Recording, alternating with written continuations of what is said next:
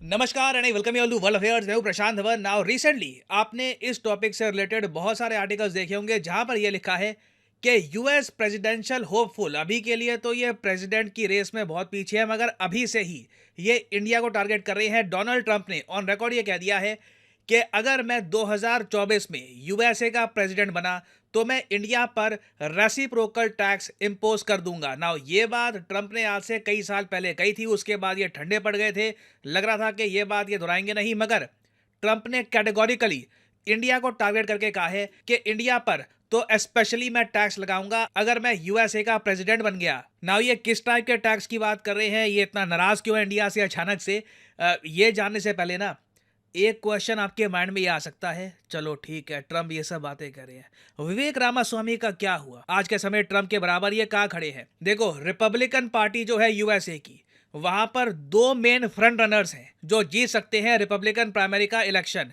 एक विवेक रामास्वामी और दूसरे डोनाल्ड ट्रंप। हालांकि ट्रंप रामास्वामी से बहुत आगे हैं रुझानों में, चांसेस है कि ट्रंप ही जीत जाए रिपब्लिकन पार्टी का इलेक्शन। मगर एक इंटरेस्टिंग बात यह हुई कि विवेक रामास्वामी का जो बोलने का तरीका है, जिस तरीके से ये रॉ हार्ड फैक्ट सामने प्रेजेंट करते हैं, ट्रंप इनसे डिबेट भी नहीं करना चाहते। ट्रंप ने ये बात साफ कह दी है। देखो, नहीं तो प्लान ये था कि विवेक रामास्वामी, डेसांटिस, उसके अलावा कुछ और रिपब्लिकन पार्टी के नेता ये एक डिबेट करने वाले थे, आपस में डिबेट करते, उसके बाद जो रिपब्लिकन पार्टी के वोटर हैं वो डिसाइड करते कि किसको बनाएंगे रिपब्लिकन पार्टी का चेहरा। मगर ट्रंप में आज के समय देखिए एरोगेंस, घमंड, मैं कहूंगा घमंड इतना है कि ये ओपनली कहते हैं कि सारी दुनिया जानती है मैं कौन हूं, अमेरिकन पब्लिक को अच्छे से पता है मैं कौन हूं, मैं कैसी सरकार उनको दूंगा, तो मुझे डिबेट करने की जरूरत नहीं है, मुझे किसी के अगेंस्ट डिबेट में खड़े होने की आवश्यकता नहीं है। जबकि आप देखो, अमेरिकन पॉलिटिक्स में ना एक ट्रेडिशन रही है कि डिबेट्स यहां पर होते हैं। और मुझे याद है आज से कई साल पहले ट्रंप ही बार बार बाइडन को कहते थे, बाइडन डिबेट नहीं करते मेरे अगेंस्ट, बाइडन को डिबेट करना चाहिए, अमेरिकन डिबेट करते हैं पॉलिटिक्स में। ये जो छोटी सी एक मोन्टाज है ये देखिए, अब इधर आप देख पाओगे। He's too cowardly to even show up and debate. Debate को लेकर ये इतना जरा एम्फेसिस करते थे कि अमेरिकन पॉलिटिक्स I में hear he's डिबेट afraid तो to बहुत debate. इंपॉर्टेंट Is है। that true? I hear he's afraid to debate. Now I understand he's canceling the debates. Let's see what happens. I think that's not going to be a good move. You want debate? So do I. क्या बात है, कमाल है। एक आदमी जो openly debates को लेकर इतना ज़्यादा एंथुजियास्टिक रहता I want था, debates. ओपनली कहता था कि आई वांट डिबेट्स, करो डिबेट्स, मुझसे डिबेट करके जीत के दिखाओ, मैं तुम्हें पॉइंट्स में हरा दूंगा। अब आज के समय जब ये आदमी खुद ही कह रहा है ना कि नहीं नहीं कोई डिबेट्स नहीं करनी, मुझे रामास्वामी के अगेंस्ट कोई डिबेट नहीं करना, तो लोग यही कह रहे हैं। यूएसए में बहुत से लोग कह रहे हैं, रिपब्लिकन लोग ये सब कह रहे हैं, कावर्ड ट्रंप, डरपोक ट्रंप, कि एक बार को डिबेट तो करते।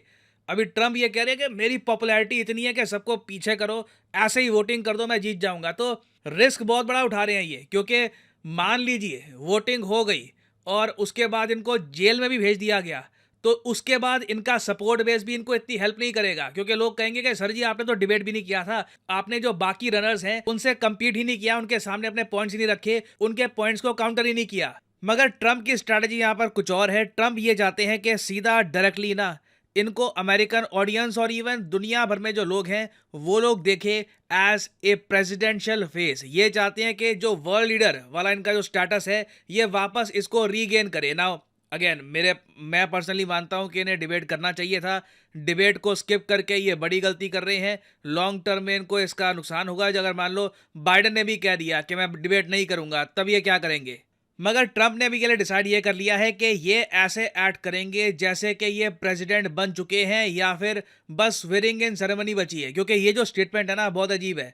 इन्होंने ओपनली इंडिया को थ्रेटन किया है। ये कह रहे हैं कि इंडिया एक टैरिफ किंग है, मतलब कि बेसिकली जब यूएस की कोई कंपनी इंडिया में कुछ सामान बेचने की कोशिश करती है तो इंडिया की गवर्नमेंट एडिशनल बहुत सारे टैक्स उस पर लगा देती है। तो ट्रंप कह रहे हैं कि इंडिया जिस तरीके से हमारे प्रोडक्ट्स पे लगाता है टैक्स, वैसा ही मैं करूंगा इंडिया के साथ। और अगर यहाँ पे आपका क्वेश्चन ये है कि ट्रंप हमेशा इस इशू को लेकर, टैरिफ के इशू को लेकर इंडिया को स्पेसिफिकली टारगेट क्यों करते हैं? आई मीन ऑफ कोर्स इन्होंने चाइना के साथ ट्रेड वॉर करी वगैरह, वो सब अपनी जगह है, वो अलग ही लेवल की चीज़ है, वहाँ पे जियो पॉलिटिकल टेंशन वगैरह आ जाती है। मगर इंडिया जो इनका एक फ्रेंडली कंट्री है, तो इंडिया के बारे में ये बार बार ऐसा क्यों कहेंगे कि मैं टैक्स लगाऊंगा? देखिए, ट्रम्प ये जानते हैं कि इंडिया जब ट्रेड करता है यूएसए के साथ तो हमको भारी फायदा होता है। आपको पता होगा आज के समय यूएसए इंडिया का लार्जेस्ट ट्रेडिंग पार्टनर है। उसके अलावा एक बड़ी इंटरेस्टिंग बात यह है कि इंडिया और यूएस जब आपस में ट्रेड करते हैं तो हम लोग इंडियंस ज़्यादा एक्सपोर्ट कर रहे होते हैं यूएसए को, और अमेरिकन्स को ये बात पसंद नहीं आती। वो लोग सोचते हैं कि जिस तरीके से इंडिया चाइना का ट्रेड होता है वहाँ पे ज़्यादा एक्सपोर्ट कौन करता है? चाइना। इंडिया यूएई का ट्रेड होता है, ज़्यादा एक्सपोर्ट किसका? यूएई का। इवन रशिया के साथ भी जब हम ट्रेड करते हैं ज़्यादा एक्सपोर्ट रशिया करता है, तो सेम काम यूएस क्यों नहीं कर सकता? तो इसलिए ट्रंप ने फिर से इंडिया को मेंशन किया है। और सबसे अजीब बात मुझे यहाँ पर ये लगी कि पता नहीं इनकी नॉलेज अपडेटेड नहीं है या फिर ये जानकर ये सब कह रही हैं। इन्होंने फिर से हार्ली डेविडसन मोटरसाइकिल का इशू उठाया। इन्होंने ये कहा कि हार्ली डेविडसन मोटरसाइकिल जब इंडिया में बेची जाती है तब इंडिया उस पर टैक्स लगा देता है 50%, मगर जब इंडिया अपनी बाइक्स, जी हाँ इंडिया भी बाइक बना लेता है, ये इन्होंने बात बोली। ये थोड़ा सा मुझे खराब लगा, नेगेटिव कमेंट थी कि जी हाँ इंडिया भी एक बाइक बना लेता है। तो इंडिया जब बाइक एक्सपोर्ट करता है यूएसए को तो उस पर टैरिफ लगते नहीं है। तो इस चीज़ को लेकर ये काफ़ी कंप्लेन कर रहे थे। बट देखो आज के समय ना इनको पता होना चाहिए हार्ली डेविडसन इंडिया छोड़ चुका है। 2021 में हार्ली डेविडसन ने ऑफिशियली इंडिया को छोड़ दिया था। इनको पता भी नहीं होगा। ये जो हार्ली डेविडसन वाली कहानी है ये 2016-17 से ये रिपीट कर रहे हैं। बट आई थिंक किसी ना किसी को बताना होगा इनको कि सर हार्ली डेविडसन तो इंडिया की मार्केट से निकल गया, अब उनका इशू उठाकर आपको क्या मिलेगा? अब फाइनली एक क्वेश्चन यहाँ पे आप ये पूछ सकते हैं कि डोनाल्ड ट्रंप ये सब बातें जो कर रहे हैं क्या ये बस इलेक्शन के लिए है या फिर जेन्युइनली ये इंडिया पे टैक्स लगाएंगे? देखो डोनाल्ड ट्रंप का जो टेन्योर था बाइडन से पहले जब ट्रंप प्रेसिडेंट थे यूएसए के, तो मैं कहूँगा इन्होंने इंडिया के लिए काफ़ी सारी अच्छी चीज़ें करी हैं। उसके अलावा काफ़ी जगह इंडिया को नुकसान भी दिया है। फॉर एग्जांपल इंडिया का जो जीएसपी स्टेटस था, जीएसपी प्रोग्राम में इंडिया का जो नाम था ये इन्होंने ख़त्म कर दिया था, जिसकी वजह से इंडिया के जो एक्सपोर्ट्स थे यूएसए में जो हम और ज़रा आराम से कर पा रहे थे, इसमें थोड़ी सी हमको चोट आई। हालांकि ऐसा नहीं है कि बिलियंस का नुकसान हुआ, मगर कई मिलियंस का इससे हमको इम्पैक्ट पड़ा।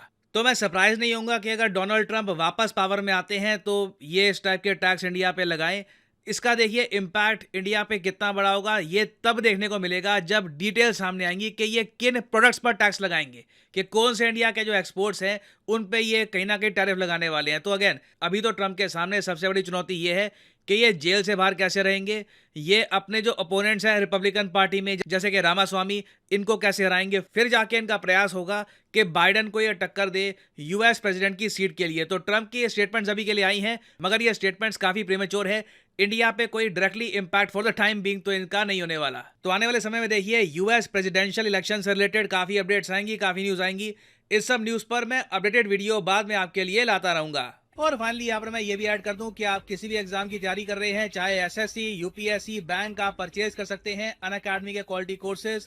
कमेंट सेक्शन में जाइए, पिन कमेंट में यहाँ पे आपको मिलेंगे link. For example let's say आपको प्रिपेयर करना है यूपीएससी के एग्जाम के लिए, तो यूपीएससी के लिंक पर यहाँ पर करिए क्लिक और यहाँ पे आप परचेज कर पाएंगे अनअकैडमी का यूपीएससी कोर्स। बट जो प्राइसेस यहाँ पर लिखे हैं, डोंट एवर पे दीज प्राइसेस। सिंपली यहाँ पर कोड डालिए PD10 and the prices will start falling and you will be able to save a lot of money. So use the code PD10 and save money.